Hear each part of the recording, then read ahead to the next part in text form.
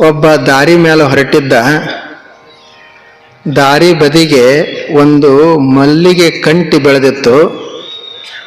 ಅದು ಮಲ್ಲಿಗೆ ಹೂಗಳನ್ನೆಲ್ಲ ಅರಳಿಸಿಕೊಂಡು ನಿಂತಿತ್ತು.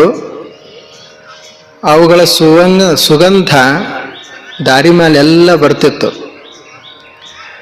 ಆವಾಗ ದಾರಿಯಿಂದ ಹೋಗುವಂಥ ಮನುಷ್ಯ ಆತ ಮಲ್ಲಿಗೆ ಕಂಟಿಗೆ ಧನ್ಯವಾದ ಹೇಳಿದ.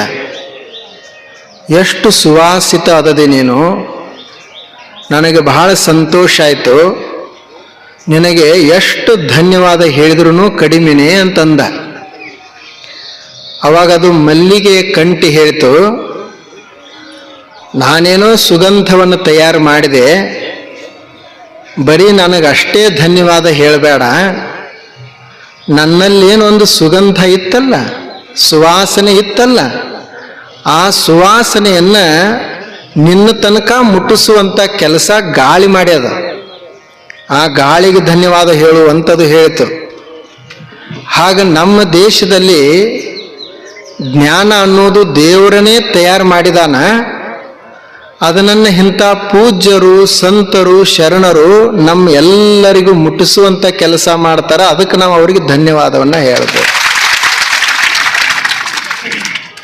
ಒಂದು ಗಿಡ ಹಚ್ಚಿದ್ದೀವಿ ಅಂತಂದ್ರೆ ಅದು ಎಷ್ಟೇ ದೊಡ್ಡ ಗಿಡ ಆದರೂ ಹಣ್ಣು ಕೊಡಬೇಕಾದ್ರೆ, ಫಲ ಕೊಡಬೇಕಾದ್ರೆ ಮತ್ತೊಂದಿಷ್ಟು ವರ್ಷಕ್ಕೊಮ್ಮೆರೆ ಅದಕ್ಕೆ ಗೊಬ್ಬರ ಹಾಕಬೇಕು, ನೀರು ಹಾಕಬೇಕು, ಇಲ್ಲಾಂದ್ರೆ ಫಲ ಕೊಡುವುದಿಲ್ಲ ಅದು.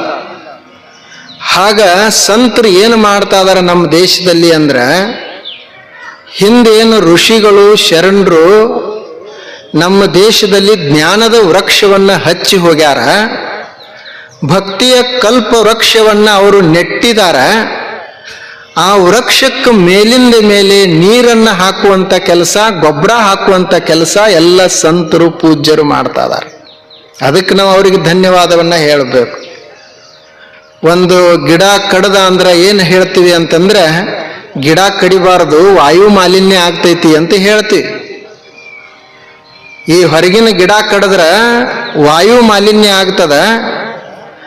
ಹಾಗೆ ನಮ್ಮ ದೇಶದಲ್ಲಿ ಬೆಳೆದಿರುವಂಥ ಜ್ಞಾನದ ಗಿಡಕ್ಕೂ ಹಾನಿ ಆಯಿತು ಅಂದ್ರೆ ಬರೀ ವಾಯು ಮಾಲಿನ್ಯ ಅಷ್ಟೇ ಆಗುವುದಿಲ್ಲ, ಭಾವ ಮಾಲಿನ್ಯ ಆಗ್ತದೆ. ಅದು ಬಹಳ ಭಯಾನಕ ಇರ್ತದೆ. ಹೇಗೆ ವಾಯು ಮಾಲಿನ್ಯದಿಂದ ಇದೆಲ್ಲ ಪರಿಸರ ಹಾಳಾಗ್ತದಲ್ಲ, ಭಾವ ಮಾಲಿನ್ಯದಿಂದನೂ ಸಮಾಜಗಳ ಹಾಳಾಗ್ತದ. ಅದಕ್ಕಾಗಿ ಅಂಥ ವೃಕ್ಷಗಳನ್ನು ಬೆಳೆಸಬೇಕು. ಆ ಕೆಲಸವನ್ನು ಪೂಜ್ಯರು, ಸಂತರು ಎಲ್ಲ ನಮ್ಮ